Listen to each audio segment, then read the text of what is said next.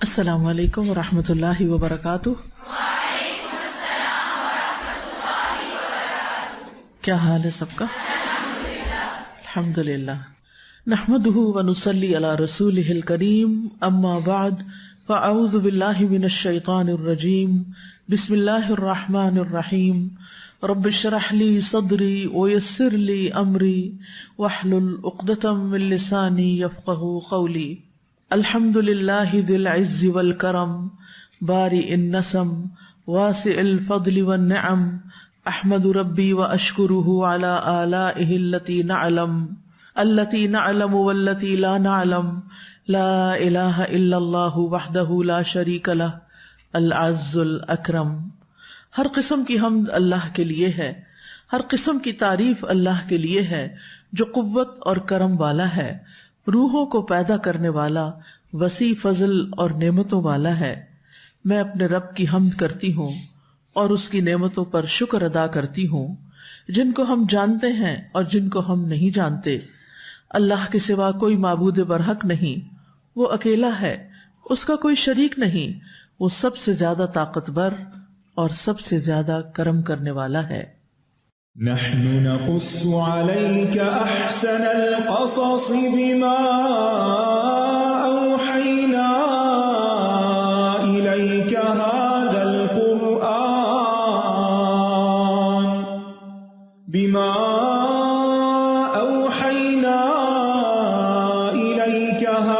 القرآن وإن كنت من قبله لمن الغافلين۔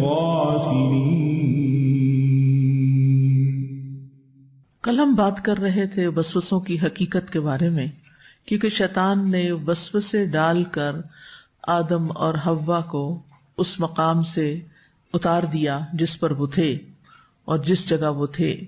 تو وسوسہ کا لغوی معنی ہوتا ہے مخفی آواز یا کلام۔ وسوسہ ایسی پوشیدہ حرکت یا آواز کو کہتے ہیں جسے محسوس نہ کیا جا سکے، دل میں آنے والی ایسی بات جس کا کوئی فائدہ نہ ہو، برے اور گھٹیا قسم کے خیالات۔ اور وسواس شکاری کے پاؤں کی آہٹ کو بھی کہتے ہیں، کیونکہ وہ بھی بہت دبے پاؤں آتا ہے کہ جس کو شکار کیا جاتا ہے اسے پتہ بھی نہیں چلتا۔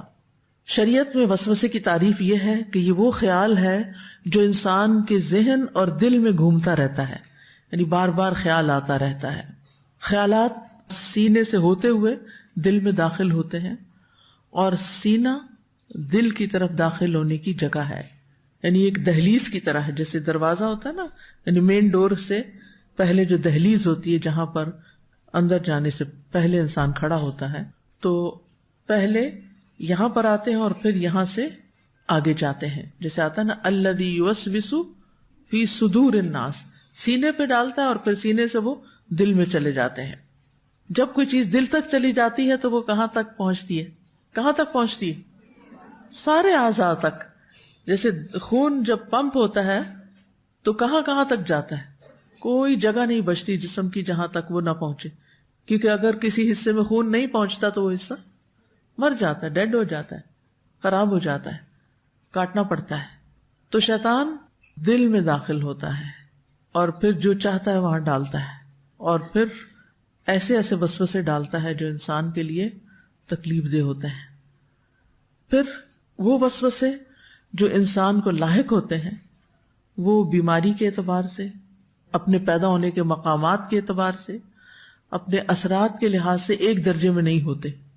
کچھ وسوسے ہوتے ہیں جو انسان کو حرام کاموں کے ارتکاب کرنے اور ان کو مزین کر کے ان کی طرف دعوت دیتے ہیں، اور یہی وسوسے سب سے خطرناک ہوتے ہیں جو انسان کو غلط کاموں کے ارتکاب کا حکم دیتے ہیں اور برے کاموں کو ان کے لیے مزین کرتے ہیں۔ اور ان کے جاری ہونے کے 3 مقامات ہوتے ہیں۔ نمبر 1 نفس امارہ، اس سے مراد برائی کا حکم دینے والا نفس۔ نمبر 2 شیاطین، جو جنات کے شیاطین ہیں۔ اور نمبر 3 انسانوں کے شیاطین، یعنی وسوسے نفسانی بھی ہوتے ہیں، اپنے اندر سے بھی اٹھتے ہیں، جنات کی طرف سے بھی ہوتے ہیں، اور بنی آدم کی طرف سے بھی ہوتے ہیں۔ جہاں تک نفس کا تعلق ہے تو نفس کی 3 اقسام ہیں۔ ایک ہے نفس امارہ جو برائی کا حکم دیتا ہے، ایک ہے نفس لوامہ جو پھر ملامت کرتا ہے کہ نہیں یہ غلط چیز ہے، نہیں کرنا چاہیے. اور اگر انسان رک جاتا ہے تو پھر آخر میں ملتا ہے کون؟ نفس مطمئنہ. انسان کا دل مطمئن ہو جاتا ہے. تو انسان کے اپنے ہی اندر اس کا دشمن تاک لگائے بیٹھا ہے جس کا نام نفس ہے. یہی نفس برائی کی طرف راغب کرتا ہے، کبھی ملامت کرتا ہے اور کبھی منفی طاقتوں سے محفوظ ہو کر مطمئن ہو جاتا ہے. یہی نفس وسوسوں اور عام خیالات کو پروسیس کرتا ہے. نفس کیا کرتا ہے؟ خیالات کو پروسیس کرتا ہے. شیطان صرف اپنی قوت سے کچھ نہیں کر سکتا، یعنی شیطان آپ کا کچھ نہیں بگاڑ سکتا جب تک آپ کا اپنا نفس اس کا ساتھ نہ دے، وہ ریسیپینٹ نہ ہو.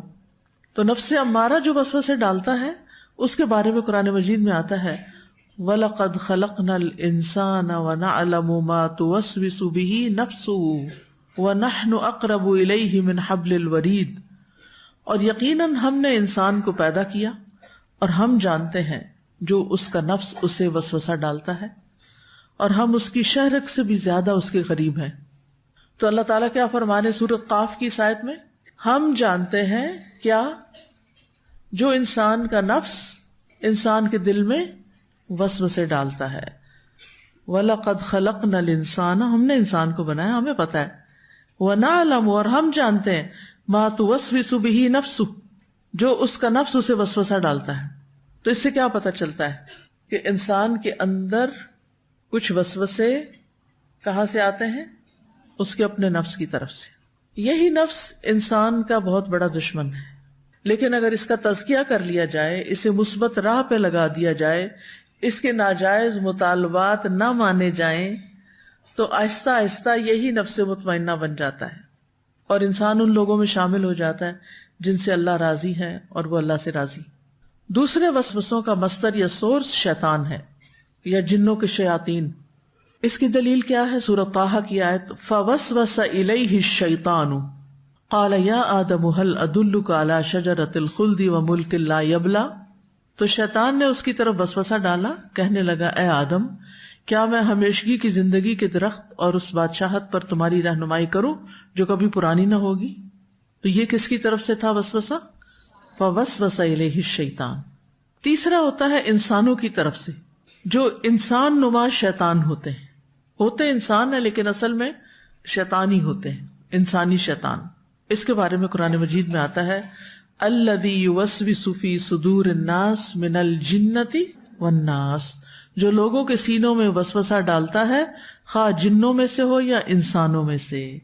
تو کچھ وسوسے اور برے خیالات ہمارے اندر انسان ڈال دیتے ہیں، ہمیں ڈراتے ہیں، خوف زدہ کرتے ہیں، ہمیں اچھے کاموں سے روکتے ہیں، یا کوئی کام ہم کرنے جا رہے ہوں تو ہمارے دل میں ایسا خیال ڈال دیتے ہیں کہ جس سے یعنی شبہات، شکوک.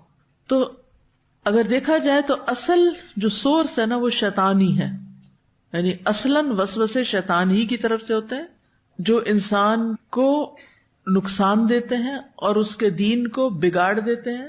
شیطان جو ہوتا ہے وہ نفس کو ٹارگٹ کرتا ہے اور نفس پھر انسان کی طرف جاتا ہے. تو نفس سے بھی جو وسوسے ہوتے ہیں وہ بھی دراصل اس کی فیڈ کہاں سے آ رہی ہوتی ہے؟ شیطان کی طرف.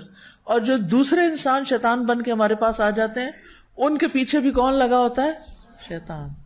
تو اصل دشمن پھر کون ہے؟ شیطان. تو یہ وسوسے انسان کو نقصان دیتے ہیں. اس لیے پوری ایک سورت ہے اس پر جس میں وسوسوں سے بچنے کی دعا بتائی گئی ہے. قل اعوذ برب الناس ملک الناس الہ الناس من شر الوسواس الخناس الذی یوسوس فی صدور الناس من الجنۃ والناس. آپ کہہ دیجئے میں پناہ لیتا ہوں انسانوں کے رب کی، انسانوں کے بادشاہ کی، انسانوں کے معبود کی، وسوسہ ڈالنے والے کے شر سے جو بار بار پلٹ کر آتا ہے. وہ جو لوگوں کے سینوں میں وسوسہ ڈالتا ہے خواہ جنوں میں سے ہو یا انسانوں میں سے. تو مجاہد کہتے ہیں اس آیت کے بارے میں من شر الوسواس الخناس کہ یہ شیطان ہے جو دل پر چھایا ہوا ہے. جب انسان اللہ کا ذکر کرتا ہے تو پیچھے ہٹ کر سکڑ جاتا ہے، اور جو ہی انسان غافل ہوتا ہے تو وہ اس کے دل پہ پھیل جاتا ہے، چوڑا ہو جاتا ہے. تو لازم ہے کہ انسان پھر دل ہی دل میں اللہ کو یاد کرتا رہے. اور اس طرح انسان کس سے بچ جاتا ہے؟ شیطان کے وسوسوں سے. اور آپ دیکھیے کہ قرآن مجید کا اختتام ہو رہا ہے اس صورت پر، جس سے کیا پتہ چلتا ہے کہ اگر ہم قرآن پر عمل کرنا چاہتے ہیں تو ہمیں کس سے بچنا ہوگا؟ وسواس سے، وسوسے سے، خناس سے، شیطان سے. کیونکہ وسواس الخناس جو ہے بار بار وسوسہ ڈالتا ہے، یعنی ایک دفعہ ہی نہیں صرف ڈالتا، ایک دفعہ ڈالتا ہے پھر دوبارہ آتا ہے پھر دوبارہ آتا ہے. چونکہ یہ بار بار پلٹ کے آتا ہے اس لیے بڑا خطرناک ہے. اور بعض اوقات انسان کے دل میں وہ ایسی بات چھوڑ جاتا ہے کہ بندے کو سمجھ ہی نہیں آتی کہ یہ شیطان نے ڈالی ہے. مثلا کسی کے بارے میں بدگمانی، یا کسی کے بارے میں کوئی برا خیال. کوئی شخص جا رہا ہے آپ کے سامنے سے، آپ اس کی چال کو دیکھتے ہیں، فوراً آپ کا ذہن کدھر چلا جاتا ہے؟ آپ اس کو جانتے نہیں، کچھ بھی نہیں، لگتا ہے یہ کوئی اچھا انسان نہیں کیونکہ یہ پاؤں گھسیٹ کے چل رہا ہے، یا کوئی اور وجہ تلاش کر لیں گے. ایک انسان گزرا تھا آپ کے پاس سے، آپ چپ رہتے، کوئی بھی ججمنٹ پاس نہ کرتے، اس کو تو نہیں دی نہ کسی اور کو، اپنے دل کو دی. لیکن وہ دل پھر قلب سلیم نہ رہا نا، اس کے اوپر آپ نے ایک چرکا لگا دیا. اور پھر دوسری طرف اگر کوئی ساتھ بیٹھا ہے تو آپ لازماً اس کے ساتھ شیئر کریں گے. کل میں کسی کے ساتھ جا رہی تھی تو جو بچہ ڈرائیو کر رہا تھا، راستے میں آپ کو پتا ہے کہ کچھ ڈرائیور جو ہوتے ہیں وہ کیئر لیس ہوتے ہیں، بعض اوقات ایسی حرکت کوئی کر جاتے ہیں کہ ایکسیڈنٹ بالکل قریب ہوتا ہے. تو اس نے فوراً کہا کہ یہ بے وقوف لگتا ہے. میں نے کہا بس یہی بس، یہ لفظ دوبارہ نہیں بولنا. میں نے کہا اس کو پتا چلا کہ وہ بے وقوف ہے؟ تو میں نے کہا کہ نتیجہ کیا ہوا؟ کرام کاتبین نے تمہارا یہ لفظ تمہارے اعمال نامے میں لکھ لیا. اب کیا ہوگا؟ قیامت کے دن جب تم اپنا اعمال نامہ دیکھو گے تو اس میں یہ بے وقوف لفظ کسی شخص کے لیے لکھا ہوگا جو تمہارے لیے ان نون ہے. تمہارا نامہ اعمال کالا ہوا ہے. کہتے نہیں، میں ہمیشہ بہت لوگوں کے ساتھ نرمی سے پیش آتا ہوں، کام رہتا ہوں، میں نے کبھی کسی کے ساتھ زیادتی نہیں کی، لیکن بس میں ڈرائیونگ کرتے ہوئے تھوڑا سا یہ ہو جاتا ہوں، اینکشس ہو جاتا ہوں، تو میرے منہ سے کبھی کوئی ایسا لفظ نکلے. میں نے کہا بس آج کے بعد نہیں نکالنا، کیونکہ جس کے لیے نکال رہے ہو، اگر اس کی نصیحت کے لیے نکال رہے ہو کہ تم نے یہ بیوقوفی کی، تو اس کو تو پتہ ہی نہیں چلا. کیونکہ بعض اوقات کوئی ہمارے ساتھ نہیں بیٹھا ہوتا، ڈرائیونگ کرتے ہوئے خود سے خود فلاں فلاں فلاں ایسا ویسا ایسا ویسا، کچھ لوگ بولے چلے جاتے ہیں، یعنی ٹریفک میں تبصرے کرتے چلے جاتے ہیں. کسی نے آپ کی ڈیوٹی تو نہیں لگائی ہوئی ہے، کیا ضرورت ہے کوئی ضرورت؟ اس کی بجائے کیا کریں؟ اللہ کا ذکر کرتے رہیں. تو بعض اوقات انسان ایسی باتیں سوچتا ہے جس کی ضرورت نہیں ہوتی، اور اس کو پتہ ہی نہیں ہوتا کہ شیطان کیا کر گیا آگے. اور بعض اوقات ایسی باتیں بولتا ہے جس کی ضرورت نہیں ہوتی، لیکن ہمیں پتہ بھی نہیں چلتا کہ ہم کیا کہہ گئے. مشکل یہ ہے. اب آپ کہتے ہوں گے کہ اب کسی کے بارے میں برا خیال آ جانا، اس پہ تو کوئی کنٹرول نہیں، اور ہم خود تو نہیں سوچتے، شیطان ڈال دیتا ہے، تو پھر کیا اس پہ پکڑ ہوگی؟ نہیں. اگر آپ بس ایک خیال آیا اور چلا گیا تو ایک وسوسہ تھا، جب تک آپ زبان پہ نہیں لائے نا، وسوسہ جب تک زبان پہ نہیں آتا تو کیا ہے؟ پکڑ نہیں. الا یہ کہ آپ اس کو اتنا زیادہ لا رہے ہیں کہ وہ آپ کا یقین بن گیا ہے، اور آپ نے اپنے دل میں اس چیز کو پکا کر لیا ہے، اور پھر آپ کے ریاکشنز اس کے تابع ہو گئے ہیں. کل میں نے آپ کو ایک ایکٹیویٹی دی تھی، پتہ نہیں آپ نے کی یا نہیں. اگر کی تو میرا سب سے بڑا چیلنج کیا ہے، میری سب سے بڑی خامی کیا ہے، میری سب سے بڑی مشکل کیا ہے، اور اس کے پیچھے ریزنز کیا ہیں. اور میں نے کہا تھا کہ لکھیں ان کو، اور اگر آپ نے لکھا تو پھر آپ اپنے آپ کو مزید انالائز کر سکتے ہیں. وہ کیسے؟ مثلا آپ لکھتے ہیں کہ میرا سب سے بڑا چیلنج یہ کہ مجھے غصہ بہت آتا ہے، بہت غصہ آ جاتا ہے. یہ اکثر لوگوں کا مسئلہ ہے یا نہیں؟ یہ غصہ ایسے ہی نہیں آ جاتا، اس کے پیچھے کچھ وجوہات ہوتی ہیں، اور ہر ایک پر نہیں آتا، مخصوص لوگوں پر ہی زیادہ آتا ہے، اس کی بھی کچھ وجوہات ہوتی ہیں. مثلا آپ کی فرینڈ آپ کو کوئی نیگیٹو ریمارک دے دے، آپ غصہ کرتے ہیں؟ نہیں، آپ ہنس کے ٹال دیتے ہیں. گھٹیا باتیں مجھے تو کبھی پسند نہیں آئی، نہ کرنی نہ سننی.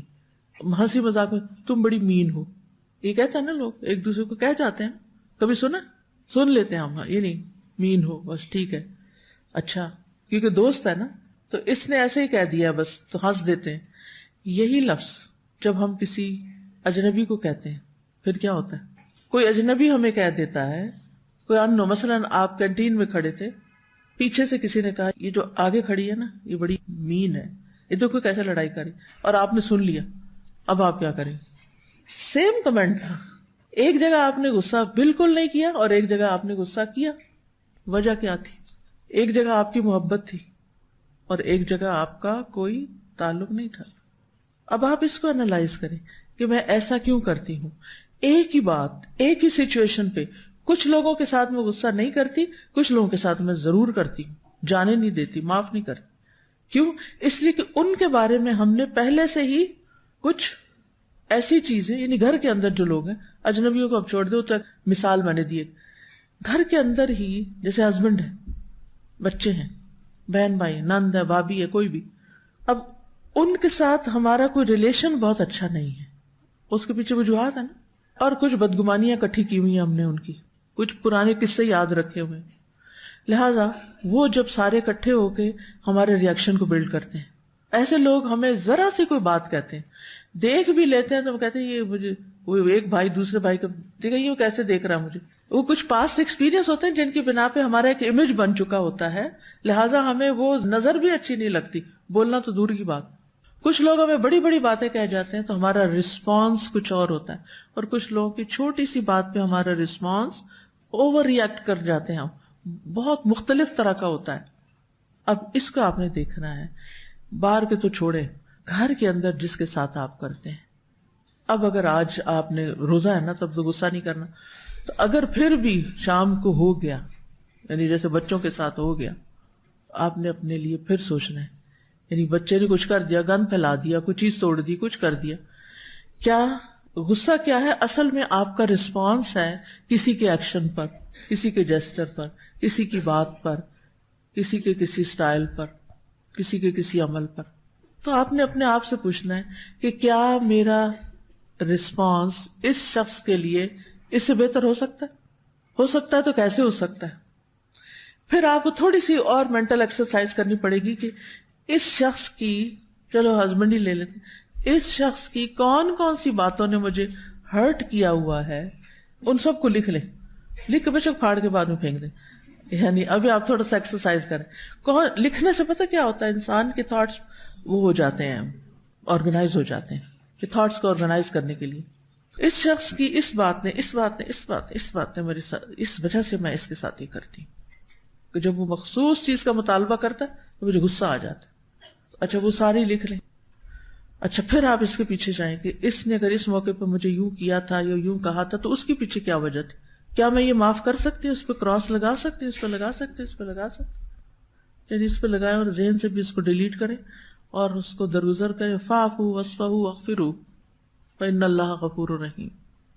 رمضان معاف کرنے کا مہینہ بھی ہے، اور اسی سے پھر ضبط نفس آپ کر سکیں گے کہ جب میں نے معاف ہی کر دیا ہے تو پھر اتنا غصہ کرنے کی کیا ضرورت ہے.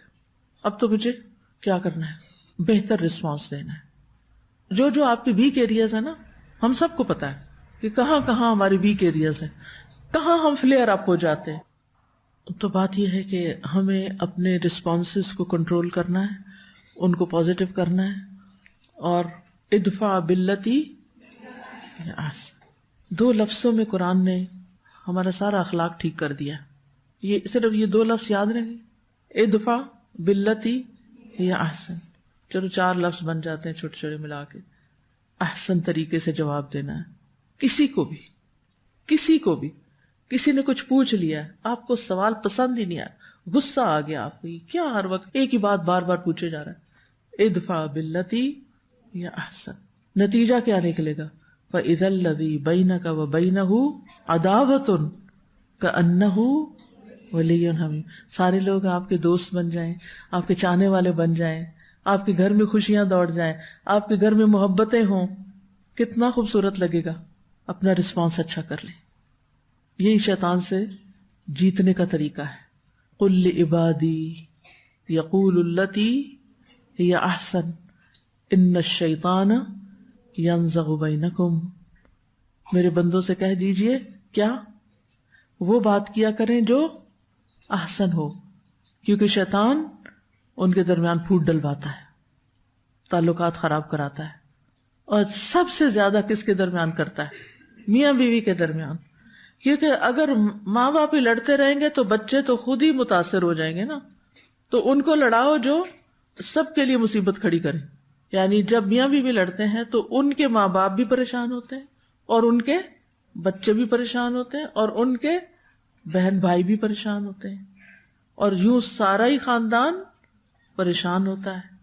تو ہسبینڈ وائف کا جو ریلیشن شپ ہے وہ بہت کور ریلیشن شپ ہے، بہت اہم ریلیشن شپ. اس کو بہت درست رکھنے کی ضرورت ہے اور یہ صبر کے بغیر نہیں ہو سکتا. زیادہ توقعات نہ رکھیں، محبت سب سے بڑھ کے اللہ تعالیٰ سے کریں، انسانوں کو ان کا حق اللہ کی خاطر دیتے رہیں. یاد رکھیں انسان کو خود غرض پیدا کیا گیا ہے. انسان بائی نیچر سیلف سینٹرڈ ہے. جہاں اس کا مطلب پورا نہیں ہوگا، جہاں اس کی اپنی خواہش پہ زد پڑے گی، وہاں وہ بھڑک اٹھے گا، وہاں وہ خوش نہیں ہوگا. وہ کب خوش رہتا ہے؟ جب تک آپ اپنی ذات پر اس کو ترجیح دیتے رہیں، ہر وقت اس سے لاڈ کرتے رہیں، وہ خوش رہے گا.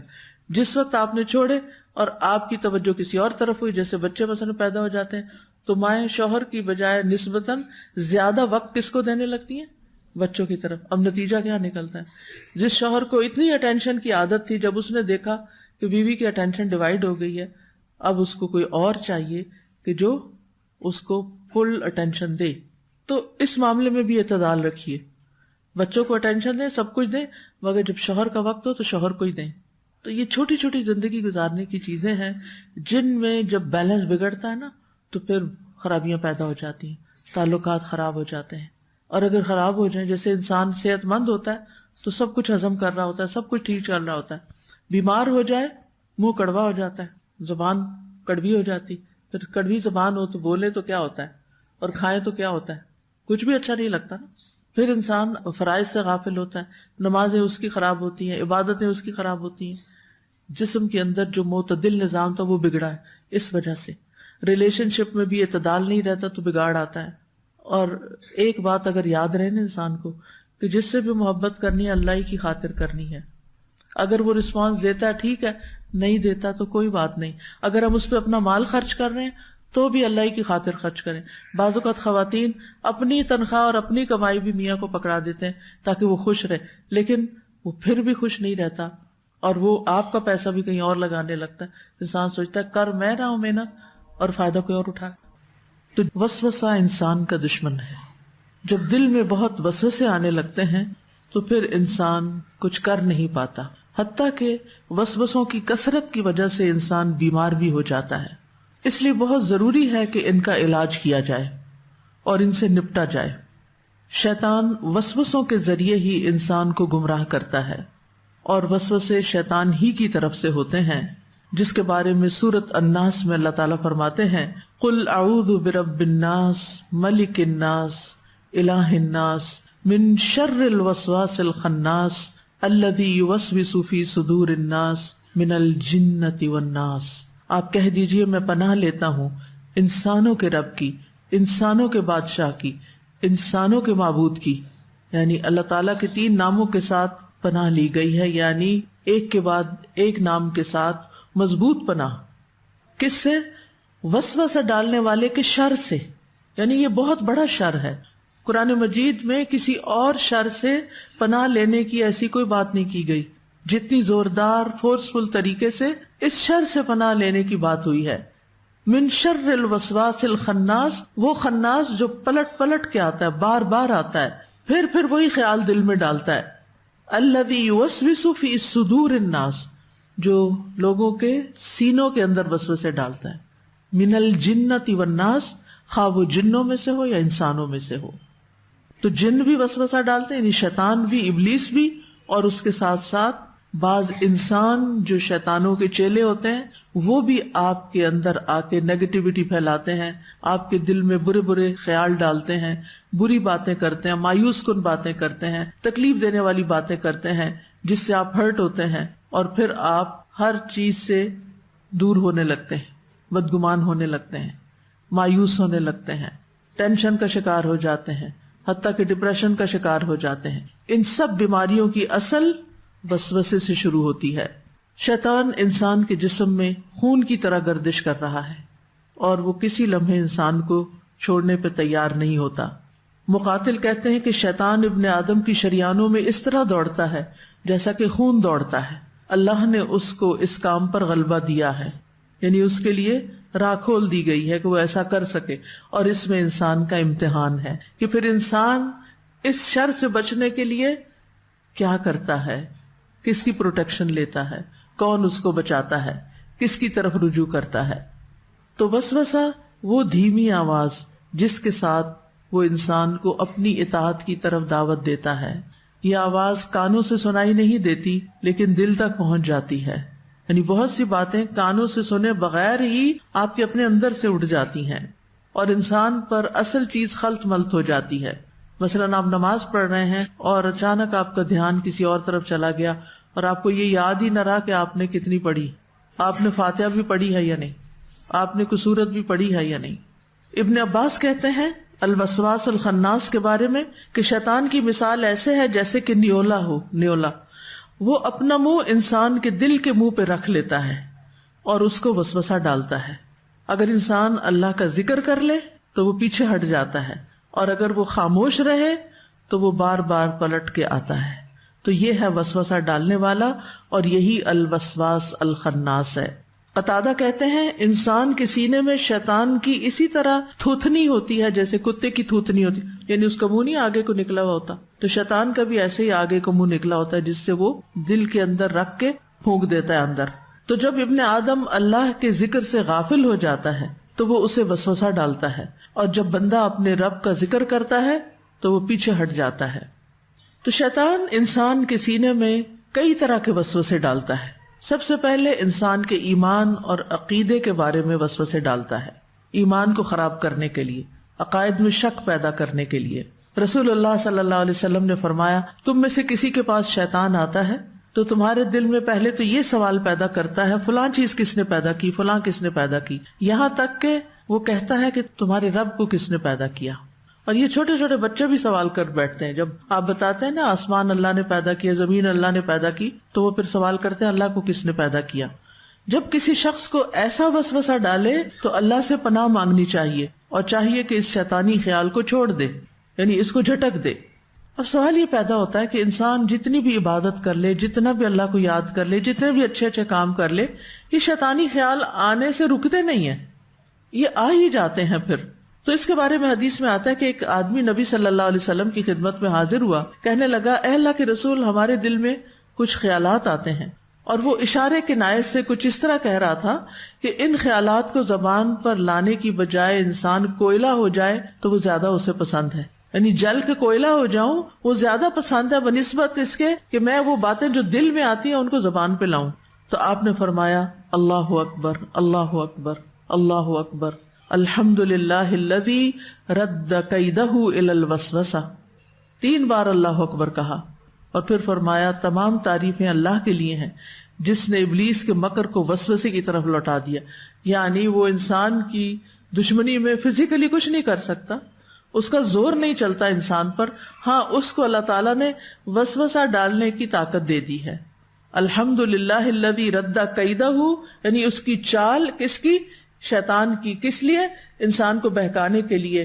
کس طرف موڑ دی؟ بس وسوسے کی طرف موڑ دی، یعنی زیادہ زیادہ وہ خیال ڈال سکتا ہے آپ کے دل میں، اور مشکل یہ ہے کہ خیال ہی سے تو ساری بات شروع ہوتی ہے، پھر انسان وہی بات بول دیتا ہے، پھر وہی کرنے لگ جاتا ہے، اور اس طرح انسان شیطان کے پھندے میں آ جاتا ہے۔ جیسے آپ دیکھیں نا، آپ نے کبھی پرندے پکڑنے کی کوشش کی ہے؟ کسی نے کوئی ایسی ایکسرسائز کی ہے ہاتھ کھڑا کرے؟ چڑیا پکڑنے کی۔ مجھے یاد ہے بچپن میں لوگ ایک جال سا لگاتے تھے، اسے ٹوکرا سا رکھتے تھے، اس کے ساتھ رسی باندھتے تھے اور اس کے آس پاس دانا ڈالتے تھے، اور جب وہ پرندے کٹھے آ جاتے تھے تو رسی کھینچ دیتے تھے تو وہ سارے اندر ٹوکری کے نیچے آ جاتے، کچھ اڑ بھی جاتے تھے۔ تو کوئی بھی شکاری شکار کرتے ہوئے پہلے کیا کرتا ہے؟ دانا ڈالتا ہے، اور پھر جو لالچی ہوتا ہے وہ دانے کی طرف چل پڑتا ہے، اور پھر وہ شکاری اس کو پکڑ لیتا ہے۔ تو شیطان بھی شکاری کی طرح ہے، وہ ہمارا شکار کرتا ہے، ہمارے لیے کچھ برے کاموں کو خوبصورت بنا کے دکھاتا ہے، پھر انسان چونکہ کمزور پیدا کیا گیا ہے وہ کیا کرتا ہے؟ وہ اس چیز کی طرف لپک جاتا ہے، اس کو وہ چیز خوشنما لگتی ہے، پھر وہ اس کے کہنے پہ چل پڑتا ہے، پھر وہ اس کو اپنا بنا لیتا ہے، پھر اس کے اوپر غالب آ جاتا ہے، اور اس طرح انسان شیطان کے ہاتھ چڑھ جاتا ہے، اور پھر بعض اوقات اس کی فوجوں میں شامل ہو جاتا ہے، یعنی اس کے کہنے میں آ کے اوروں کو بھی بہکانے لگتا ہے، پھر اس کا آلہ کار بن جاتا ہے، اس کا چیلا بن جاتا ہے، اس کا مددگار بن جاتا ہے۔ تو آپ صلی اللہ علیہ وسلم نے کیا فرمایا کہ یہ صریح ایمان ہے۔ کیا چیز صریح ایمان ہے؟ یعنی وسوسے کا آنا، یعنی یہ شیطان کی چالوں میں سے چال ہے۔ ابن تیمیہ کہتے ہیں کہ مومن کبھی شیطان کے ایسے کفریہ وسوسوں میں مبتلا کیا جاتا ہے جس کی وجہ سے اس کا سینہ تنگ پڑ جاتا ہے، یعنی یہ مومن پہ کیفیت گزرتی ہے کہ اس کا سینہ تنگ پڑ جاتا ہے، جیسا کہ صحابہ نے کہا تھا کہ ہم اس بارے میں بات کرنا بہت سنگین خیال کرتے ہیں، تو آپ نے فرمایا الحمدللہ الذی رد کیدہ الی الوسوسہ۔ تو وسوسے کا پیدا ہونا، دل میں اس کی کراہت ہونا، اس وسوسے کو دل سے دور ہٹانا، یہ خالص ایمان ہے۔ اصل میں ایمان کا امتحان بھی تو ہوتا ہے نا، کون سچا کون نہیں۔ تو شیطان کے وسوسوں سے ایک مجاہد کی طرح لڑنا ہوتا ہے، جیسے اس کے پاس دشمن حملہ کرنے کے لیے آ جائے تو وہ دفاع کرتا ہے یہاں تک کہ وہ اس پہ غالب آ جاتا ہے، اور یہ بہت بڑا جہاد ہے۔ تو جہاد کی ایک قسم کیا ہے؟ شیطان کا مقابلہ کرنا۔ پھر اسی طرح امام ابن تیمیہ کہتے ہیں کہ طلبہ علم اور اللہ کے خاص بندے، یعنی جو قرآن کے طالب علم ہیں یا دین کے طالب علم ہیں اور اللہ کے خاص چنے ہوئے بندے ہیں، ان کو ایسے وسوسے اور شبہات لاحق ہوتے ہیں جو دوسروں کو نہیں ہوتے، کیونکہ دوسرے اللہ کی شریعت اور اس کے طریقے پر نہیں چل رہے ہوتے، بلکہ وہ اپنی ہی خواہشات پر جھکے ہوئے ہوتے ہیں اور اپنے رب کے ذکر سے غافل ہوتے ہیں، اور یہی شیطان کا مقصد ہے۔ یعنی جو انسان پہلے سے ہی رب کے ذکر سے غافل ہو تو اس پر اسے محنت کرنے کی ضرورت نہیں ہے، لیکن جو شخص رب کی طرف جا رہا ہے، رب کے قریب ہو رہا ہے، اس پر پھر وہ زوردار اٹیک کرتا ہے۔ کہتے ہیں ان کے برعکس وہ لوگ جو علم اور عبادت کی صورت میں اپنے رب کی طرف متوجہ ہوتے ہیں، شیطان انہی کا دشمن ہے، یہ ان کو اللہ سے روکنا چاہتا ہے۔ تو دوسری بات کیا ہوئی کہ شیطان کے وسوسوں کا زور کس پر ہوتا ہے؟ اللہ کے خاص بندوں پر۔ یعنی اگر آپ میں سے کسی کو بہت وسوسے آتے ہیں تو آپ اللہ کے بارے میں بدگمان نہ ہوں کہ اللہ تعالیٰ مجھ سے ناراض ہے اس لیے شاید میرا یہ حال ہو گیا ہے، بلکہ آپ کے دل میں اللہ کی محبت اور شیطان کو چل پتا گیا ہے، اس لیے وہ چاہتا ہے اس کو نکال دے اور آپ کو اللہ تعالیٰ سے دور کر دے۔ پھر تیسری بات، ایک اور وسوسے کی قسم جو نیت پہ اثر انداز ہوتا ہے، کہ انسان اچھی نیت سے کوئی کام کرنے لگتا ہے اور وہ اس کے دل میں شک و شبہ ڈال دیتا ہے کہ تمہاری تو نیت ہی خراب ہے اور تمہارا تو کوئی کام ہی ٹھیک نہیں، تمہارا تو کوئی عمل ہی قبول نہیں، بس کر رہی ہو کرتی رہو، قبول وغیرہ کوئی نہیں ہونا۔ یہ بھی وسوسہ ہوتا ہے۔ آپ کو خود زیادہ پتا ہے کہ آپ کوئی کام کیوں کر رہے ہیں، مثلاً آپ یہاں پڑھنے آتے ہیں یا پڑھانے آتے ہیں، آپ کو پتا ہونا چاہیے کہ آپ گھر سے کیوں نکلتے ہیں، شیطان کو خوش کرنے کے لیے نہیں، دین کی خدمت کے لیے۔ میرا ہول سول مقصد کیا ہے؟ اللہ کو راضی کرنا، اللہ کے دین کی خدمت کرنا، اپنے فرائض ادا کرنا۔ تو اس شک میں بھی نہیں پڑنا چاہیے۔ پھر چوتھی قسم ہے نماز اور وضو پہ اثر انداز ہونے والے وسوسے، یعنی بعض لوگوں کو وضو میں وسوسہ ہو جاتا ہے، میرا وضو نہیں ہوا، میرا وضو ٹوٹ گیا، اور وہ بار بار وضو کرتے رہتے ہیں، اور کبھی وہ بار بار نماز پڑھتے رہتے ہیں، ان کی تسلی نہیں ہوتی نماز پڑھ کے۔ تو یہ وہم بھی شیطانی اثرات میں سے ہے، تاکہ مومن تسلی سے پاکی اور عبادات نہ کر سکے۔ جس کو اپنے وضو میں شک ہو گیا، کیا اس کی نماز میں خشوع آ سکتا ہے؟ نہیں۔ تو مسلمان کو یہ وسوسہ بھی لاحق ہو سکتا ہے کہ میں پاک نہیں، لہٰذا وہ پھر سے وضو شروع کر دیتا ہے اور پھر دوبارہ شروع کر دیتا ہے، پھر دوبارہ، یا پھر کوئی خاص حصہ جسم کا جیسے پاؤں بار بار دھوتا رہتا ہے، میرا خیال ابھی بھی پاؤں صاف نہیں ہوئے، ابھی بھی میرا چہرہ پورا گیلا نہیں ہوا، پھر دوبارہ چھینٹا مارتا، پھر دوبارہ، یعنی پورے وضو پہ یا ایک حصے پہ اس کو شک ہو جاتا ہے، اور پھر خوب پانی ضائع کرتا ہے، خوب پانی ضائع کرتا ہے۔ آپ اس کا جتنا جلد ہو علاج کریں، اس لیے کہ پانی اللہ کی نعمت ہے، اس میں بھی پوچھ ہوگی۔ یہ جو خواہ مخواہ میں ضائع کرتے ہیں نا، بلا وجہ ٹیپ کھول کے ادھر ادھر باتیں شروع کر دی، برتن وہاں رکھا ہے، وہ لینے گئے، ٹیپ کھلی، ٹیپ بند کرنے کی زحمت نہیں، سوئی گیس چل رہی ہے اس کو بند کرنے کی زحمت، دوبارہ کھولنے میں کتنا وقت لگ جائے گا آپ کا۔ کچھ لوگ پہلے چولہا جلا دیتے ہیں، آگ جلتی رہتی ہے خوب، اور برتن نکالتے ہیں، پھر پانی نکالتے ہیں، پھر وہ ڈالتے ہیں، پھر لا کے چولہے پر رکھ دیتے۔ عقل مندی کی بات کیا ہے؟ پہلے کیا کرنا چاہیے؟ پانی رکھ کے چولہا آن کرنا چاہیے، لیکن کچھ لوگ انتہائی بے وقوف ہوتے ہیں، ان کو سمجھ نہیں آتی کیونکہ ان کا دھیان نہیں ہوتا کام میں. تو یہ جو لاپرواہی ہے نا، یہ بھی شیطان کی طرف سے ہے. لاپرواہ نہیں ہونا چاہیے انسان کو، ہر چیز کے اندر کانشیسلی توجہ ہونی چاہیے، چاہے دین کا کام ہو چاہے دنیا کا کام ہو، توجہ سے کرنا چاہیے، دھیان سے کرنا چاہیے. دھیان کیوں نہیں ہوتا؟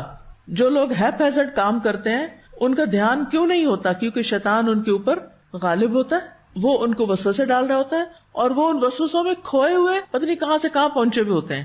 ان کا دھیان کلاس میں نہیں ہوتا، وہ کلاس میں بیٹھ کر بھی پتہ نہیں کیا سوچ رہے ہوتے ہیں. ان کا دھیان نماز میں نہیں ہوتا کیونکہ وہ نماز میں بھی پتہ نہیں کہاں پہنچے ہوئے ہوتے ہیں. ان کا دھیان کھانا پکانے میں نہیں ہوتا، وہ کہیں اور ہی کھوئے ہوئے ہوتے ہیں. اس طرح کے کھوئے ہوئے لوگ نہ اپنے فائدے کے نہ کسی اور کے فائدے کے. تو یہ بھی شیطان کی چالوں میں سے ہوتا ہے. اللہ کو کون پسند ہے؟ متقی لوگ پسند ہے. اور متقی کون ہوتا ہے؟ متقی ایک کانشیس انسان ہوتا ہے. کانشیس، ہر کام کانشیسلی کرنا، صحیح طریقے سے کرنا، ایمانداری کے ساتھ کرنا، اخلاص کے ساتھ کرنا. سر سے اتارنے والی چیز نہیں ہونی چاہیے. کوئی بھی چھوٹا سے چھوٹا کام ہو، بڑے سے بڑا کام ہو. تو اگر آپ کی عادت میں لاپرواہی ہے نا، تو آپ کو فکر مند ہونا چاہیے اپنے بارے میں، کیونکہ یہ خطرناک عادت ہے. آپ اپنی آخرت سے بھی پھر لاپرواہ ہو سکتے ہیں، آپ اپنے دین سے بھی لاپرواہ ہو سکتے ہیں، آپ اپنی دنیا سے بھی لاپرواہ ہو سکتے ہیں. تو یہ بھی شیطان کا ایک شر ہوتا ہے. پھر شیطان نماز میں وسوسے ڈالتا ہے. ابو ہریرہ کہتے ہیں نبی صلی اللہ علیہ وسلم نے فرمایا، بے شک شیطان جب نماز کے لیے اذان سنتا ہے تو گوز مارتا ہوا بھاگتا، یعنی اپنی ہوا خارج کرتا ہے تاکہ مؤذن کی آواز نہ سن سکے. پھر جب وہ خاموش ہو جاتا ہے مؤذن تو واپس آتا ہے اور نمازیوں کے دلوں میں وسوسہ پیدا کرتا ہے. جب اقامت سنتا ہے تو چلا جاتا ہے تاکہ اس کی آواز نہ سنے. یعنی شیطان اذان نہیں سننا چاہتا، انسانوں میں سے بھی بہت سے لوگ نہیں سننا چاہتے. پھر جب وہ خاموش ہو جاتا ہے تو وہ واپس آتا ہے، لوگوں کے دلوں میں وسوسہ ڈالتا ہے، نماز میں دھیان ادھر ادھر لگاتا ہے. حضرت عائشہ کہتی ہے میں نے رسول اللہ صلی اللہ علیہ وسلم سے دوران نماز ادھر ادھر دیکھنے کے متعلق دریافت کیا تو آپ نے فرمایا یہ تو خشوع کو اچک لینا ہے جو شیطان بندے کی نماز میں سے اچک لیتا ہے. پانچویں چیز، نافرمانیوں کو مزین کرنا، یعنی غلط کام خوبصورت لگتے ہیں اپنے، ان پہ انسان خوش ہوتا ہے اور خوش ہو کے دوسرے کو بتا رہا ہوتا ہے. یعنی اللہ کی نافرمانی کے کاموں پر خوش ہونا. وہ کون سا نافرمانی کا کام ہے جس پر عام طور پر خواتین بڑی خوش رہتی ہیں؟ اللہ کی نافرمانی کا کام، اور اس پر وہ خوش بھی ہوتی ہیں. اور خاص طور پر اگر کوئی تعریف کر دے تو پھر تو زمین پہ پاؤں ہی نہیں ٹکتے. لباس، شیطان نے کیا کیا تھا؟ آدم اور حوا کے لباس اتروائے تھے. تو لباس کا مختصر ہونا، لباس کا ٹائٹ ہونا، لباس کا سی تھرو ہونا، لباس کا پوری طرح جسم کو نہ ڈھانکنا، لباس کا ٹائٹ ہونا، یہ ساری شیطانی چالیں ہیں کہ انسان ان کے بارے میں، صرف عورتیں نہیں مرد بھی، بعض مردوں کا لباس اتنا ٹائٹ ہوتا ہے کہ ان کے جسم کا ایک ایک حصہ نظر آ رہا ہوتا ہے. یہ پردہ صرف عورتوں کے لیے نہیں، شیطان نے آدم اور حوا دونوں کو ہی بہکایا تھا اور سب سے پہلا کام یہی کیا کہ ان کے لباس اتروائے. تو انہوں نے جنت کے پتے چپکائے اپنے اوپر اور اپنے آپ کو ڈھانپا، کیونکہ فطرت میں تو حیا اللہ نے رکھی ہے. تو وہ ہر نافرمانی کے کام کو جس سے اللہ ناراض ہوتا ہے اس کو وہ خوبصورت بنا کے دکھاتا ہے. انسان اچھے سے کپڑے پہن کے شیشے کے آگے کھڑا ہوتا ہے، اس کو اپنا آپ بڑا اچھا لگتا ہے، اب فٹ ہوں، میں اسمارٹ ہوں، اب اس کے اوپر گاؤن پہنوں گی، اب اس کے اوپر میں کوئی چادر اوڑوں گی. اللہ نے حکم دیا بھائی یدنین علیہن من جلابیبہن، اپنے اوپر اپنی چادریں لٹکائیں، اوپر سے چادر ڈالیں. یہ قرآن کی آیت ہے. یعنی گھر کے کپڑوں میں باہر نہ نکلیں، وہ کپڑے جو جسم سے ٹچ کر رہے ہیں ان کے ساتھ نہیں، ان کو چھپائیں. اتنے مہنگے کپڑے ہم نے خریدے ہیں، اتنی مشکل سے ہزاروں دے کے سلوائے ہیں، اور اب ہم ان کو چھپا لیں. کون ہماری تعریف کرے گا؟ ہم تو لوگوں کی نظر میں اچھے ہی نہیں لگیں گے. یعنی ایک رستے سے انسان نہیں آتا نہ دوسرے سے نہیں تیسرے، وہ تھکتا نہیں، مسلسل پیچھے لگا رہتا ہے. اور پھر نافرمانی کے کاموں کو خوبصورت اور حسین اور مزین کر کے اسے اللہ سے دور کرتا ہے. اب آپ خود سوچیں، اگر آپ ہاف سلیو پہن کے باہر نکل گئے ہیں، کسی شادی میں ہی گئے ہیں، اور اوپر آپ نے جالی کا دوپٹہ لیا ہوا ہے، وہاں نماز کا وقت آ سکتا ہے؟ کیا کریں گے آپ؟ اب نماز پڑھیں گے؟ پڑھ سکتے ہیں. گھر والوں سے کہیں گے مجھے چادر لا دو، وہ تو چادر بچھا کے نہیں دیتے نماز پڑھنے کے لیے. اکثر جگہوں پہ جب جاتے ہیں بیچ میں نماز کا وقت آتا ہے، جب پوچھے نماز پڑھنی ہے تو کہتے ہیں یہیں کہیں کسی کونے میں پڑھ لیں، شاید آپ کے ساتھ بھی کبھی ہوا ہو. ایک چادر تک نہیں بچھی ہوتی، حالانکہ مسلمان ہیں اور پتہ ہے کہ نماز کا وقت آنے والا ہے، پھر بھی نہیں انتظام کرتے.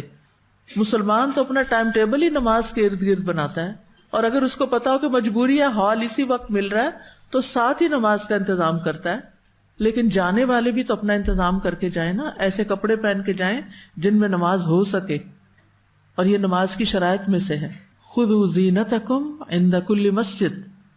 بہرحال، اور پھر نفل اور فرض، بعض اوقات وہ فرض کو بھی معمولی بنا دیتا ہے اور معمولی کام کروا کے کہتا ہے ہو گیا تمہارا فرض ادا، بس زکوٰۃ کا حساب نہیں کرنے دیتا، ہر مہینے چلو تھوڑا تھوڑا دیتے رہو، بس تمہاری زکوٰۃ ہو چکی.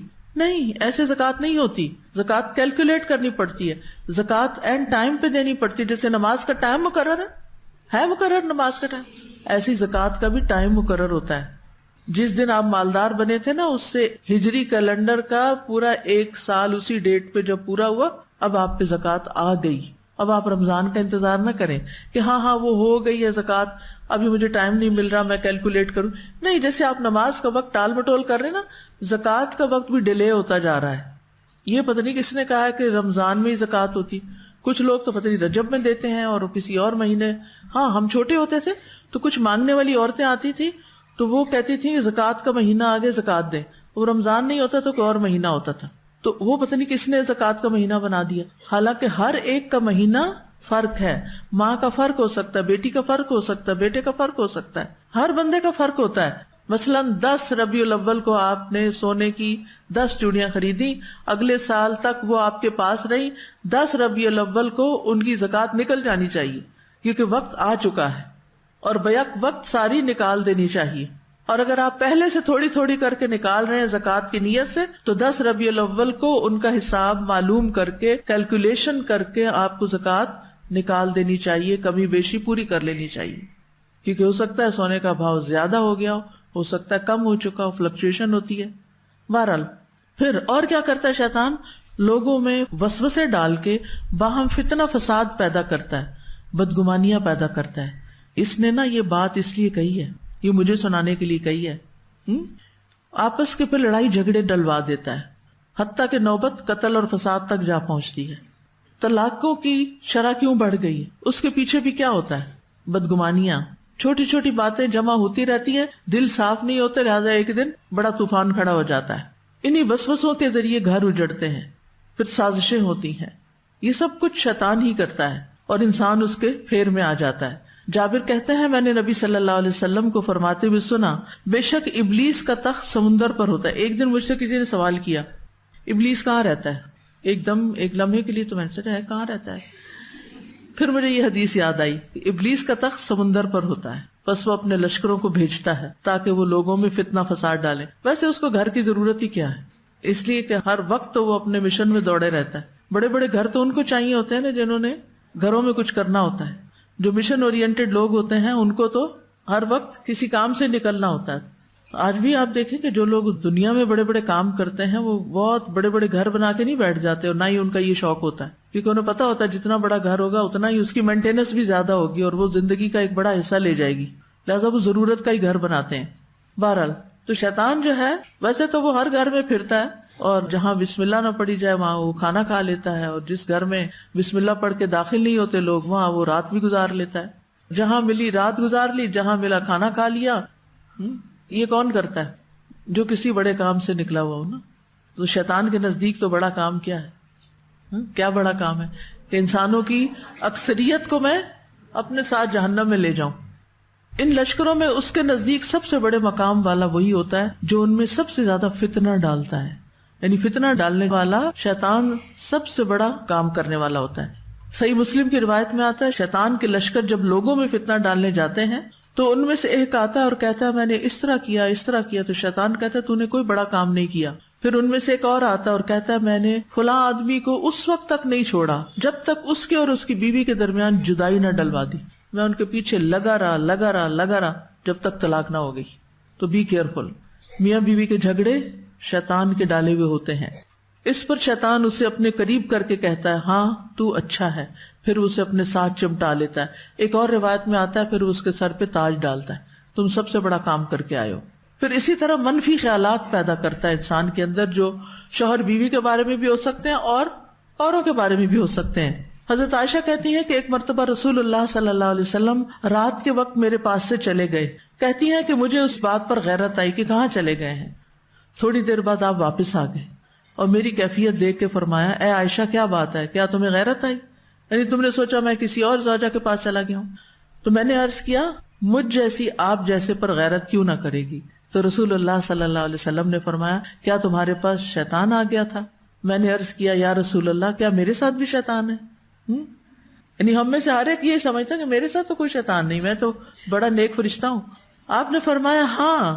میں نے عرض کیا، کیا ہر انسان کے ساتھ شیطان ہوتا ہے؟ حضرت عائشہ کے یہ اتنے خوبصورت سوال جو ہیں، اتنے اچھے سوال، کتنے مسائل کو واضح کر دیتے ہیں نا۔ تو آپ صلی اللہ علیہ وسلم نے فرمایا، ہاں ہر انسان کے ساتھ شیطان ہوتا ہے اور وہ ہر وقت اس کو ورغلاتا رہتا ہے۔ میں نے کہا، یا رسول اللہ کیا آپ کے ساتھ بھی ہے؟ آپ نے فرمایا ہاں، لیکن میرے رب نے اس پر میری مدد فرمائی ہے اور وہ مسلمان ہو گیا۔ اور یہ صرف ایک مثال ہے کہ اللہ کے رسول صلی اللہ علیہ وسلم کو وہ ورغلا نہیں سکتا تھا۔ پھر اسی طرح شیطان ہی میاں بیوی کے علاوہ بچوں میں آپس میں حسد ڈالتا ہے، لڑائیاں ڈلواتا ہے۔ آپ کبھی بہن بھائی آپس میں لڑے؟ سب کی آواز ہے کچھ نہ کچھ، ایکسپشنل کیس بھی ہو سکتے ہیں۔ آپ دیکھیے کہ عام لوگ تو عام لوگ، پیغمبروں کی اولاد میں بھی باہم جھگڑے ہو جاتے ہیں۔ سورہ یوسف میں آتا ہے، حضرت یعقوب علیہ السلام نے حضرت یوسف کو کہا تھا، یا بنی لا تقصص رؤیاک علی اخوتک فیکیدوا لک کیدا ان الشیطان للانسان عدو مبین۔ اس نے کہا، ہے میرے چھوٹے بیٹے، اپنا خواب اپنے بھائیوں سے بیان نہ کرنا، ورنہ وہ تیرے لیے چال چلیں گے، کوئی بری چال۔ بے شک شیطان انسان کا کھلا دشمن، کھلا اس لیے کہ اس نے کھل کے چیلنج کیا ہوا ہے کہ میں انسان کو بہکاؤں گا۔ پھر غصہ دلانا، اور غصہ تو ہے ہی شیطان کی طرف سے۔ پھر فخر اور غرور میں مبتلا کر دینا۔ نعمان بن بشیر منبر پر کہتے تھے، بے شک شیطان کے پاس فریب اور جال ہوتے ہیں، اور شیطان کا فریب اور جال یہ ہے کہ انسان اللہ کی نعمتوں پہ مغرور ہو جائے، مغرور، اللہ کے عطیے پہ فخر کرنے لگے، اللہ کے بندوں پہ تکبر کرنے لگے، اللہ کی عبادت کے علاوہ اپنی خواہشات کی پیروی کرے۔ یہ فخر اور غرور ہوتا ہے۔ پھر صدقے کے وقت فقر کا احساس دلاتا ہے، یعنی انسان جب صدقہ کرنے کو جاتا ہے تو کہتا ہے نہیں تم غریب ہو جاؤ گے۔ الشیطان یعدکم الفقر ویأمرکم بالفحشاء واللہ یعدکم مغفرۃ منہ وفضلا واللہ واسع علیم۔ شیطان تمہیں فقر کا ڈراوا دیتا ہے اور تمہیں شرمناک بخل کا حکم دیتا ہے، اور اللہ تمہیں اپنی طرف سے بڑی بخشش اور فضل کا وعدہ دیتا ہے، اور اللہ وسعت والا ہے، سب کچھ جاننے والا ہے۔ ایک طرف نیکی کے کام میں خرچ کرنے لگے تو کیا کہتا ہے؟ فقیر ہو جاؤ گے، فقر۔ دوسری طرف جب غلط کام میں یا غیر ضروری چیزوں پہ خرچ کرنے لگے تو اس پہ اکساتا ہے، فضول خرچی کرواتا ہے۔ اللہ تعالیٰ فرماتے ہیں، وَآتِ ذَا الْقُرْبَى حَقَّهُ وَالْمِسْكِينَ وَابْنَ السَّبِيلِ وَلَا تُبَذِّرْ تَبْذِيرًا إِنَّ الْمُبَذِّرِينَ كَانُوا إِخْوَانَ الشَّيَاطِينِ وَكَانَ الشَّيْطَانُ لِرَبِّهِ كَفُورًا۔ اور رشتہ دار کو اس کا حق دو، اور مسکین اور مسافر کو اس کا حق دو، اور فضول خرچی نہ کرو، کیونکہ فضول خرچی کرنے والے شیطانوں کے بھائی ہیں۔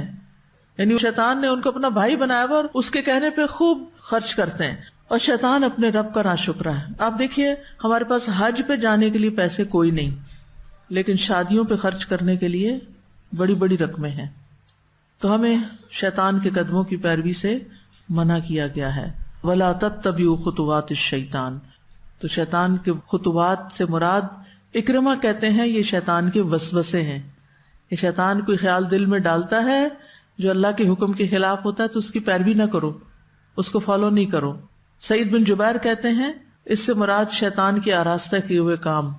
اگر انسان شیطان کے وسوسے قبول کرتا رہے تو وہ ایک بیماری بن جاتی ہے، اور اگر اس کو رد کر دے، اللہ کی پناہ طلب کرے تو وہ دور ہو جاتا ہے شر، اللہ تعالیٰ اس کے لیے کافی ہو جاتا ہے۔ اللہم اکفنیہم بما شئت۔ تو بعض لوگ جو شیطانی وسوسے قبول کر لیتے ہیں، ان کو دور نہیں کرتے، اللہ کی پناہ نہیں لیتے، علاج نہیں کرتے، تو وہ وسوسے آ کے ان کو بیمار کر دیتے ہیں، کمزور کر دیتے ہیں۔ پھر وہ دوسروں کے ساتھ ذکر جب کرتے تو ان کو بھی بیمار کر دیتے ہیں۔ یا تو یہ سوچیں ہوتی ہیں، یا کچھ خیالات یا اکساہٹیں جو انسان کو بار بار لاحق ہوتی ہیں. تو یاد رکھیے وسوسوں پہ پکڑ نہیں، جب تک انسان انہیں قبول نہ کرے وہ کر نہ لے. تو وسوسوں کے ساتھ یہ مختلف اوپر جو میں نے کام مختصراً بتائے ہیں یہ ہم سے کرواتا ہے، اور ہم نے اس کی مخالفت کرنی ہے ان میں سے ہر کام کی. سمپل سا علاج کیا ہے؟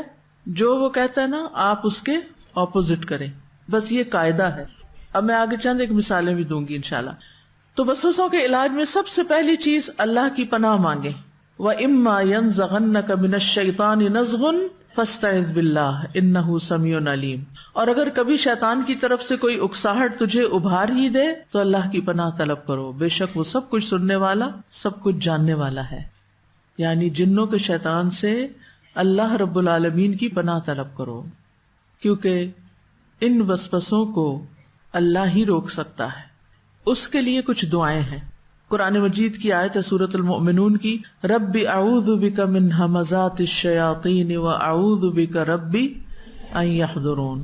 اے میرے رب میں شیطان کی اکساہٹوں سے تیری پناہ میں آتا ہوں، اور اے میرے رب میں اس سے بھی تیری پناہ میں آتا ہوں کہ وہ میرے پاس آ موجود ہوں. پھر اعوذ باللہ السمیع العلیم من الشیطان الرجیم من ہمزہ ونفخہ ونفثہ. میں اللہ خوب سننے والے خوب جاننے والے کی پناہ چاہتا ہوں اس بات سے کہ شیطان مردود مجھ پر کوئی جنون کا اثر ڈالے. جنون سمجھتے ہیں یعنی پاگل پن یا دماغ کا چل جانا، یا مجھے تکبر پہ آمادہ کرے، یا غلط شعر و شاعری کی طرف لے آئے. یعنی میرا دھیان قرآن سے ہٹ کے گانوں اور فضولیات کی طرف لگ جائے. تو یہ ہے حمز، نفخ اور نفث. تو مسند احمد کی روایت میں یوں بھی آتا ہے اعوذ باللہ من الشیطان الرجیم من حمزہ ونفخہ ونفثہ. اور ویسے 3 دفعہ آپ پڑھیں اس کو اور اپنے دل پہ تھتکاریں تھو تھو تھو ایسے کر کے. آپ دیکھیں کہ انشاءاللہ آپ کو وسوسوں سے چھٹکارا ہو جائے گا. یہ اس وقت بھی جب وہ برے برے خیالات دل میں ڈالے، اس وقت بھی جب وہ کہے کہ آپ کا وضو کوئی نہیں ہوا، آپ کی نماز نہیں، یہ کسی قسم کا بھی وسوسہ ہو. لیکن خاص طور پر جب وہ آپ کو نیکی کے کسی بھی کام سے روکے. مثلا ایک کام ہے، کوئی چیز آپ نے صدقہ دینے کے لیے نیت کی ہوئی تھی کہ یا کہ شیطان آ جاتا ہے، نہیں بہتر ہے تم یہ نہ کرو وہ کر لو، وہ نہ کرو وہ کر لو، تو آپ اپنے دل پہ پھونکیں. بعض اوقات بلا وجہ بغیر کسی ریزن کے آپ کا دل اداس ہونے لگتا ہے، کوئی ریزن نہیں، اس جگہ سے اٹھ کے باہر نکلیں اور اپنے اوپر یہ دعا پڑھنا شروع کر دیں. اور ویسے ہر روز صبح کے وقت اگر پڑھے تو انشاءاللہ دن بھر اچھا گزرے گا.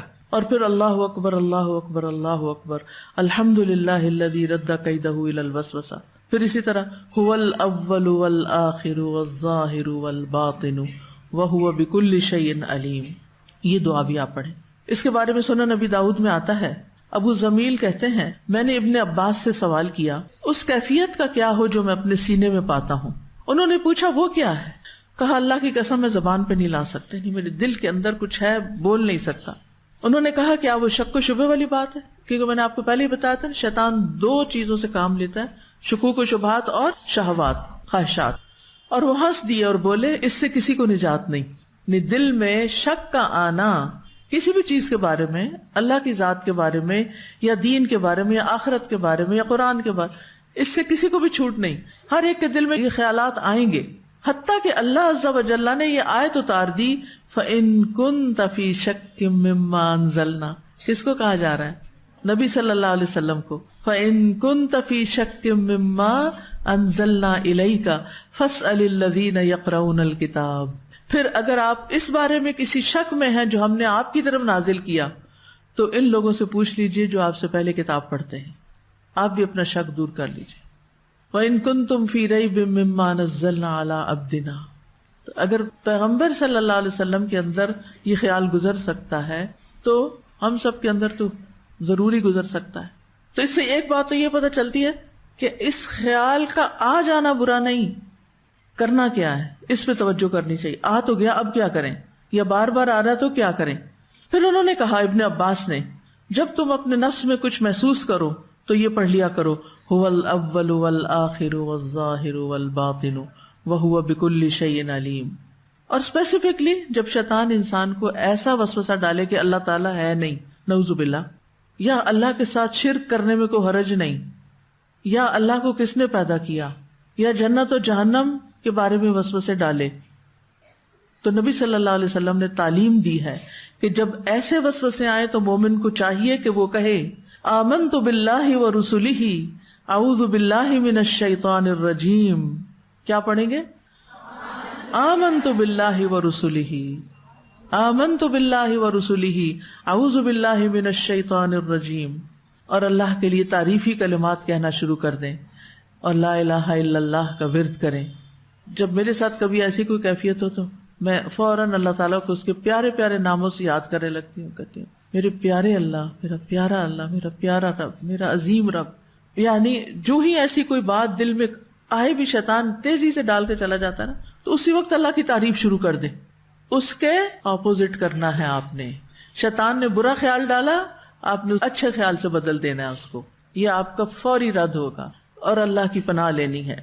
اور یہ دعا بھی کریں اللہم انی اسألک ایمانا لا یرتد ونعیما لا ینفد ومرافقۃ محمد صلی اللہ علیہ وسلم فی اعلی جنت الخلد. اور ان چیزوں کی طرف توجہ نہ دیں اور اعوذ باللہ السمیع العلیم والی دعا پڑھیں. آپ آزاد ہو جائیں گے اس سے، اور اس بے چینی کے بدلے آپ کے دل میں زبردست اطمینان اور سکون، اور یعنی آپ کا قلب بھر جائے گا اللہ کی محبت سے، اور دل کو ایک ٹھہراؤ آ جائے گا. اور پھر آپ کسی اور کام میں اپنے آپ کو مشغول کریں. زیادہ تر وسوسے جب آتے ہیں جب انسان فارغ ہوتا ہے. اپنے آپ کو مصروف رکھا کریں، کچھ نہیں اور کرنے کو ذکر کیا کریں. کچھ کرنے کو دل نہیں چاہ رہا، ذکر کریں. خالی ذہن شیطان کا گھر، پھر تو اس نے وسوسے ڈالنے ہی ڈالنے ہیں. تو ابن تیمیہ کہتے ہیں کہ کفر اور نفاق کے خیالات اور وسوسے جو مومن کے دل میں واقع ہوتے ہیں، پھر وہ ان کو ناپسند کرتا ہے، ان کو دور پھینک دیتا ہے، تو اس کا ایمان اور یقین اور بڑھ جاتا ہے. جیسا کہ ہر وہ شخص جس کا دل کسی گناہ کے بارے میں اس سے بات کرتا ہے، سیلف ٹاک جو ہوتی، پھر اس کو ناپسند کرتا ہے اور اپنے نفس سے اس کو دور کر دیتا ہے اور اللہ کے لیے اس کو چھوڑ دیتا ہے، تو وہ نیکی اور تقوی اور اصلاح میں بڑھ جاتا ہے. یعنی جب اللہ کی خاطر آپ نے ان سب چیزوں کو جھٹکا تو آپ کے کام کی رفتار نیکی کی اور زیادہ بڑھ جائے گی. وسوسوں کو تقوی اور علم کے نور سے دور ہٹائیں. اللہ تعالیٰ کا فرمان ہے ان الذین اتقوا اذا مسهم طائف من الشیطان تذکروا فاذا هم مبصرون. بے شک وہ لوگ جنہوں نے تقوی اختیار کیا، جب انہیں شیطان کی طرف سے کوئی برا خیال چھو جاتا ہے تو وہ چونک پڑتے ہیں، پھر یکایک وہ دیکھنے لگتے ہیں، شیطان کی چال کو سمجھ جاتے ہیں، لہٰذا وہ فوراً اس کا رد کرنے لگتے ہیں. نماز اور وضو میں وسوسہ آئے تو پھر کیا کریں؟ وضو میں وسوسہ آئے تو وضو دوبارہ نہ کریں، اپوزٹ کرنا ہے آپ نے کہ نہیں بس ہو گیا میرا، اللہ تعالیٰ اسی میں قبول کر لے گا. پھر اعوذ باللہ السمیع العلیم پڑھ کے 3 دفعہ اپنے دل پر تھوک دیں. اور نماز میں خلل آئے، نبی صلی اللہ علیہ وسلم نے فرمایا جب تم میں سے کوئی نماز پڑھنے کے لیے کھڑا ہوتا ہے تو شیطان آ کر اس کی نماز کو خلط ملط کر دیتا ہے، حتیٰ کہ نمازی نہیں جانتا اس نے کتنی رکعتیں پڑھی. لہٰذا جب تم میں سے کوئی ایسی حالت سے 2-4 ہو تو بیٹھے بیٹھے 2 سہو کے سجدے کر لیں، سجدہ سہو کریں اور نماز پوری کر لیں. قرات میں خلل ڈالتا ہے. عثمان بن ابی عاص کہتے ہیں کہ اے اللہ کے رسول، بے شک شیطان میرے اور میری نماز اور میری قرات کے درمیان حائل ہو جاتا ہے اور اسے مجھ پہ خلط ملط کر دیتا، متشابہات زیادہ لگنے لگتے ہیں. تو رسول اللہ صلی اللہ علیہ وسلم نے فرمایا وہ شیطان ہے جسے خنزب کہا جاتا ہے. جب تم ایسی بات محسوس کرو تو اس سے اللہ کی پناہ مانگ لیا کرو اور اپنے بائیں جانب 3 مرتبہ تھوک دیا کرو. تو جو بچی سبق سنانے اور زیادہ بھولنے لگے تو پہلے اس سے یہ عمل کروا لیں، یعنی کہ اپنے دل پہ تھوکے اور پھر اس کے بعد سبق لے کر آئے تاکہ شیطان دور ہو. وہ کہتے ہیں کہ میں نے ایسے ہی کیا تو اللہ نے اسے مجھ سے دور کر دیا. 3 دفعہ اعوذ باللہ پڑھ کے من حمزہ ونفخہ ونفثہ اور اپنے دل پہ 3 مرتبہ تھتکارا تھو تھو تھو. پھر یہ ہے کہ اگر شیطان خیال ڈالے کہ آپ مرنے والے ہیں، یا کچھ لوگوں کو واقعی یہ آتا ہے بار بار. ہماری ایک اسٹوڈنٹ تھی، میں نے آپ کو پہلے بھی بتایا تھا، اس کا رنگ پیلا ہو گیا، وہ کمزور ہو گئی، اس کے ذہن میں بس یہی خیال ہر وقت آتا تھا کہ تم فلاں تاریخ سے پہلے مر جاؤ گی. شیطان نے تاریخ بھی دی ہوئی تھی اس کو. تو الحمدللہ پھر وہ کلاسز میں آنا شروع ہوئی، ٹھیک ہو گئی. تو کبھی بھی موت کا ڈر بہت سر پہ چھایا جائے نا، کہ موت اور زندگی اللہ کے اختیار میں ہے، چاہے جہاز میں بیٹھے ہوئے ہیں، چاہے آپ گاڑی میں بیٹھے ہوئے، چاہے گھر کے اندر ہیں، کہ موت زندگی اللہ کے ہاتھ میں ہے. پھر یہ ہے کہ برے خواب بھی دلاتا ہے، خواب میں ڈراتا ہے. سوتے ہوئے اذکار پورے کریں، توحید کا اقرار کریں، لا الہ الا اللہ پڑھیں. یعنی جو دشمن جاگتے ہوئے نہیں آپ کو چھوڑتا وہ آپ سو بھی جائیں تو نہیں چھوڑتا.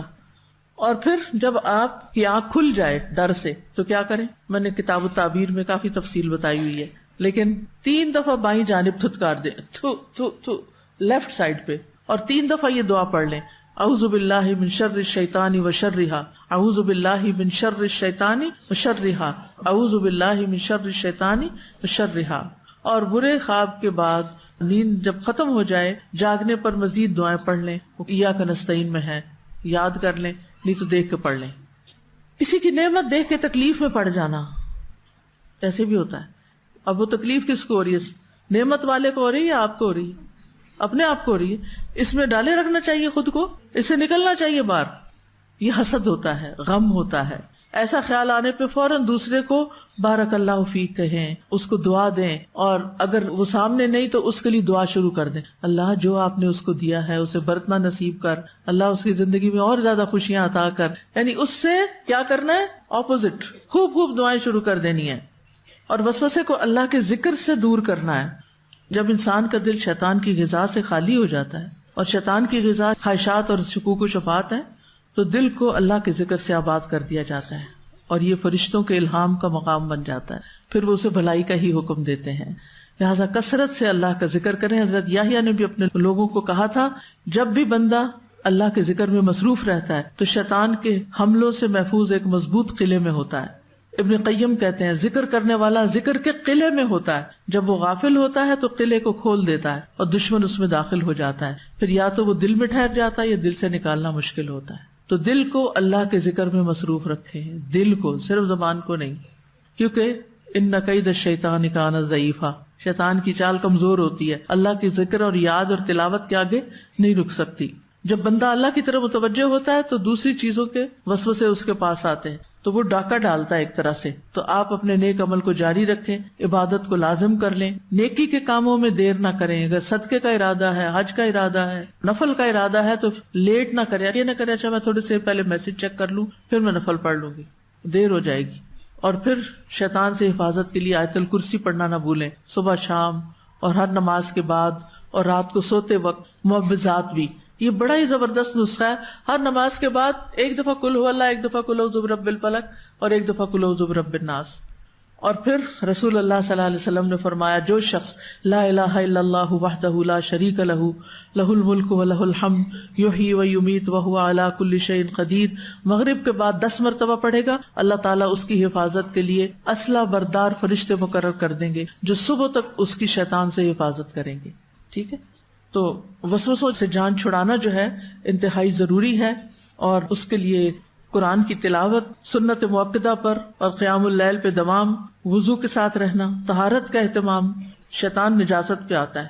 نیند سے بیدار ہو کے ناک جھاڑنا، ہر کام کے شروع میں بسم اللہ پڑھنا، اور سیلف اویئرنیس کریٹ کریں تاکہ آپ پہچان جائیں کہ آپ کس وقت شیطان کے چکر میں آ گئے ہیں. سارے وظیفے جو ممکن تھا وہ آپ کو بتا دیے گئے. ایاک نستعین میں دعائیں ہیں، یاد کر لیں. جب آپ کا شیطان سے چھٹکارا ہوگا تو اس کے مقابلے میں فرشتہ آپ کے پاس آ جائے گا. جب آپ آیت الکرسی پڑھتے ہیں فرشتہ صبح تک ساتھ رہتا ہے. انسان جب وضو کر کے لیٹتا ہے تو فرشتہ اس کے ساتھ رات گزارتا ہے، اور جب وہ نیند میں کروٹ بدلتا ہے تو فرشتہ کہتا ہے اللہ اسے معاف کر دے، یہ باوضو سویا تھا. فرشتے ہمارے لیے دعائیں کرتے ہیں. ہر انسان کے ساتھ شیطان بھی اور فرشتہ بھی ہے. جب شیطان سے ہم چھٹکارا حاصل کرتے ہیں تو فرشتہ اچھے اچھے خیالات ڈالتا ہے. غم کے موقع پر وَمَن يُؤْمِن بِاللَّهِ يَهْدِ قَلْبَهُ، ہمارے دل کو تسلی دیتا ہے، انسانوں سے محبت کرتا ہے. کیا کہتے ہیں فرشتے آ کر انسانوں کو؟ اللہ تخافوا ولا تحزنوا نحن اولیاؤکم فی الحیات الدنیا وفی الآخرہ. تسلیاں دیتے ہیں، اہل ایمان کا دفاع کرتا ہے. اور جب وہ حضرت ابوبکر کو کوئی گالیاں دے رہا تھا نا تو نبی صلی اللہ علیہ وسلم خاموش تھے، تو فرشتہ دفاع کر رہا تھا، جواب دے رہا تھا. جو لوگ مسجد نشین ہوتے ہیں فرشتے ان کے ہم نشین ہوتے ہیں اور اہل ایمان کے لیے دعائیں کرتے ہیں. فرشتوں کا ساتھ پانے کے لیے کچھ کام کیا کریں، علم کے حصول کے لیے نکلیں، نماز کے بعد مصلی پہ بیٹھا کریں، ذکر کیا کریں، صفائی ستھرائی کا خیال رکھیں، گھر میں تصاویر اور کتا نہیں رکھیں، گھر کے اندر گھنٹی وغیرہ نہیں ہونی چاہیے. اپنے جو موبائلز کی گھنٹیاں ہیں نا ان کو تلاوتوں کے ساتھ یا اچھے اذکار کے ساتھ ریپلیس کر لیں. مریضوں کی عادت کے لیے جائیں، کیونکہ جو مریض کی عادت کے لیے جاتا ہے 70,000 فرشتے اس کے لیے دعائیں مغفرت کرتے رہتے ہیں، صبح کو جائے تو شام تک، شام کو جائے تو صبح تک۔ اللہ سبحانہ وتعالیٰ سے دعا ہے کہ وہ ہمیں شیطان کے وسوسوں سے بچائے تاکہ ہم اللہ کو راضی کریں، اچھی سی عبادات کریں، اور واپس جب اپنے رب کے پاس جائیں اور موت کا وقت آئے تو اللہ تعالیٰ کی طرف سے آواز آئے کہ یا ایتھا النفس المطمئنہ ارجعی الی ربک راضیۃ مرضیہ فادخلی فی عبادی وادخلی جنت۔ یہ اسی وقت ہوگا جب شیطان سے بچیں گے۔ لہٰذا جو میں نے ترتیب اور طریقے بتائے ہیں ان پہ عمل کرنا ہے انشاءاللہ، تاکہ آپ زیادہ سے زیادہ شیطان سے بچیں اور جنت میں جانے والے کام کر سکیں۔ وآخر دعوانا ان الحمد للہ رب العالمین۔ سبحانک اللہم وبحمدک، اشہد ان لا الہ الا انت، استغفرک واتوب الیک۔ السلام علیکم ورحمۃ اللہ وبرکاتہ۔